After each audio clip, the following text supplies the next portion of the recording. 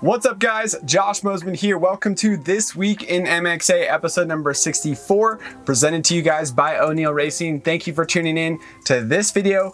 We're gonna explain my 2-hour experience of the Lake Havasu WORCS race. That was brutal, it was tough, something I was definitely not prepared for. And we're gonna talk about the Detroit Supercross. So let's start things off talking about Cooper Webb versus Chase Sexton, the crash that happened in the 450 main event at Supercross. Brutal stuff. It's round 10 of the season. We got 7 more rounds to go, and a lot of guys got hurt on Saturday night. Thankfully, Cooper Webb, Chase Sexton, Dylan Ferrandis, Marvin Musquin, Jason Anderson, all the guys that had wrecks in the main event, they all said that they're planning to be racing this weekend at Indianapolis. So hopefully everybody is okay. Cooper Webb was the only one that kind of left a little bit of a question mark, saying that he was going to get checked out and that he planned to be back at Indianapolis. So hopefully that works out and we get to have the defending champion there. But breaking apart the wreck between Cooper Webb and Chase Sexton, it looked to me pretty obvious that Cooper Webb was doing the best he could to keep Chase Sexton from getting by him. Chase Sexton making sure Chase didn't get up the inside, didn't pressure him. And then while also blocking Chase Sexton, Cooper Webb was also having to deal with Cade Clayson, a lap rider who was on the outside of the turn, number 78 on the Honda. So Cooper Webb's made a clear mistake, tried to triple out of a corner, a triple that nobody had been doing all day long. Everybody was going double triple out of that corner. Instead, Cooper Webb got a little bit flustered. This place is just wrong place, wrong time.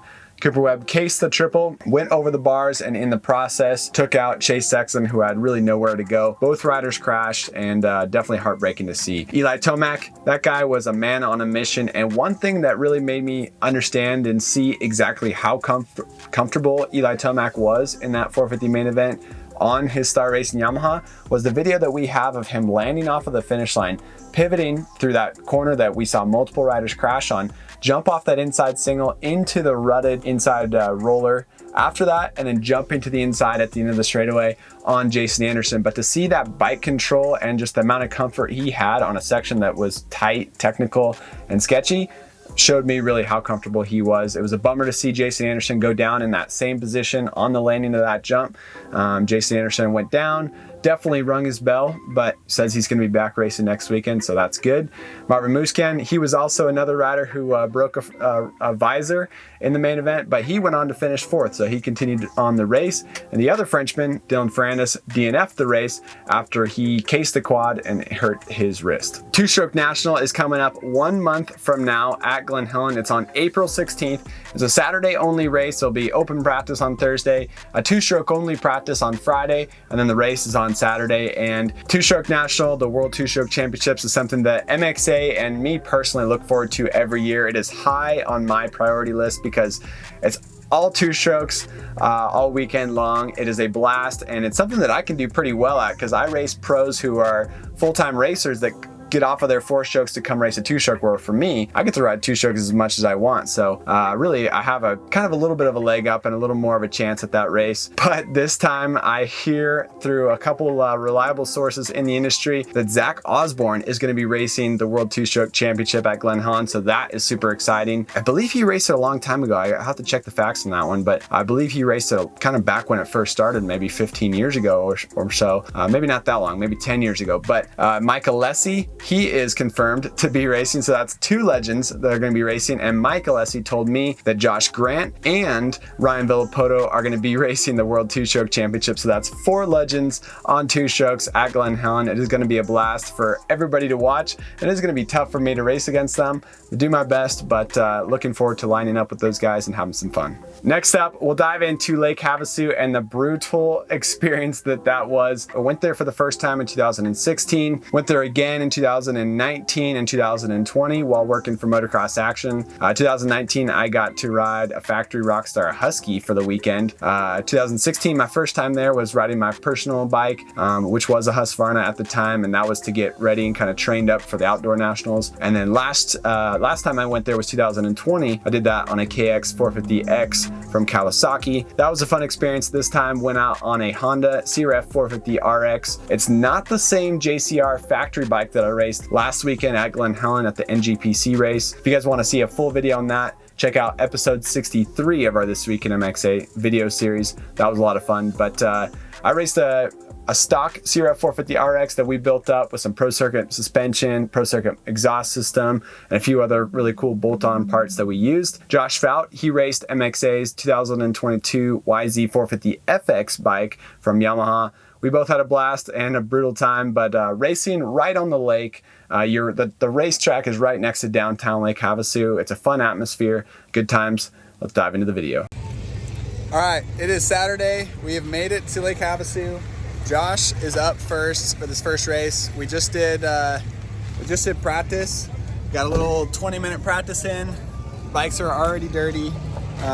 Wide open this morning, trying to get signed up quickly. Get ready to go. Josh's first race, 10:30, and he's got another race later in the day. I got pro practice later in the day. It's gonna be good. The track is short compared to last weekend. 4-minute lap times? 4.5. Yeah, 4.5 instead of 15-minute lap times we had last weekend, so gonna be fun. Josh, what's the thing you're most excited about and most nervous about? Most excited, finally ride some sand. Most nervous, I'll admit it, the lagoon jump. He didn't hit the lagoon jump in practice, but he's gonna get it. It's super, super easy, and it's gonna be fun. All right, let's do this thing.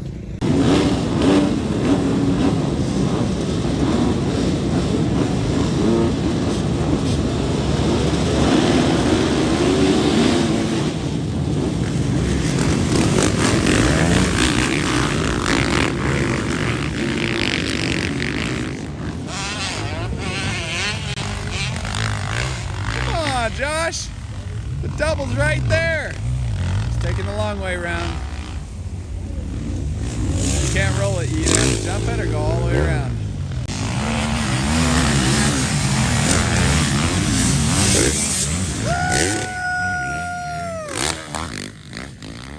All right, it is day 2, Sunday. Josh already raced a few times yesterday. He raced twice at 1 DNF, but good day overall. I got practice in yesterday, and today is race day. We didn't wash the bikes because Josh and I are both tired, and it has been a tough weekend. It's a gnarly track.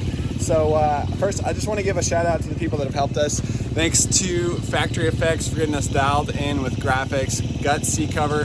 I got the wing seat on there. You can see it sticks out on the side. It's got the bump on top to help me grip a little bit extra. I'm gonna be putting some grip tape on the frame here soon. ODI has this cool charcoal bar pad and kind of like the charcoal gray handlebars, Achirby's hand guards and skid plates. These skid plates protect quite a bit.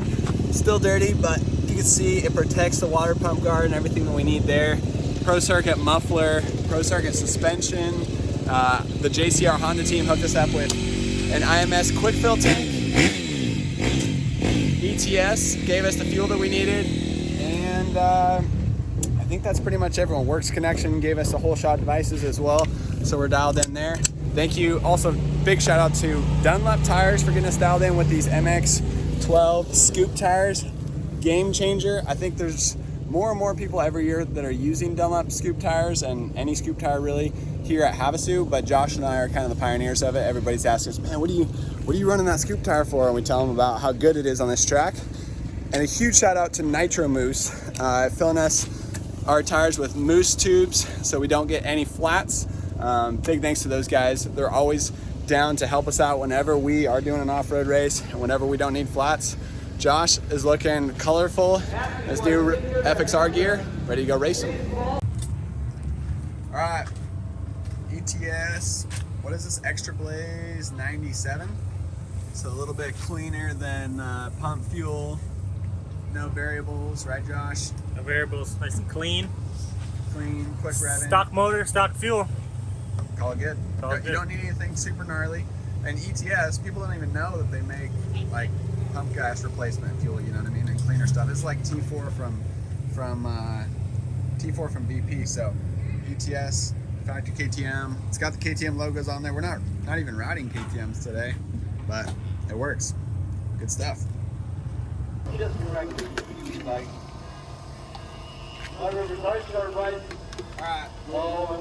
time to go.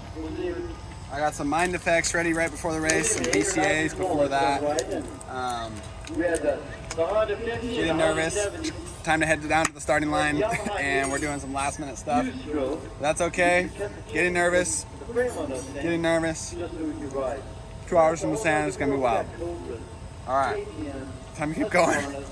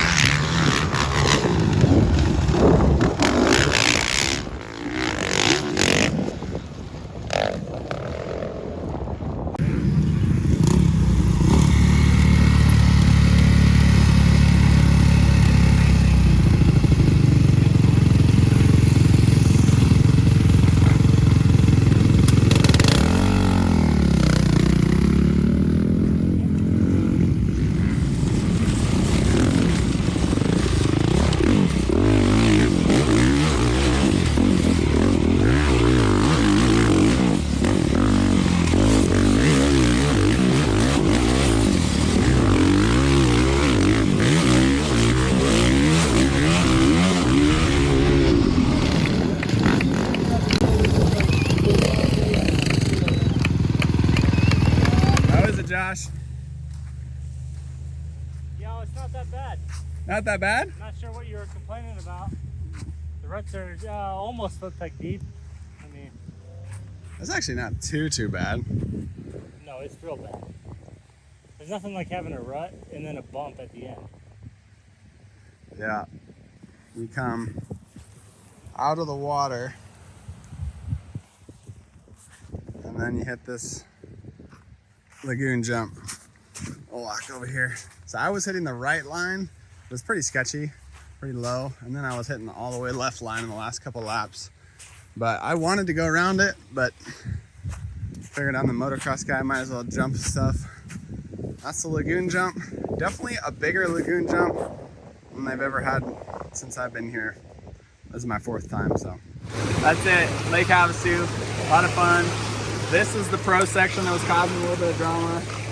Earlier, when we started the moto, it was quite a bit further out. And then as the moto went on, it seemed like they brought it in a little bit closer.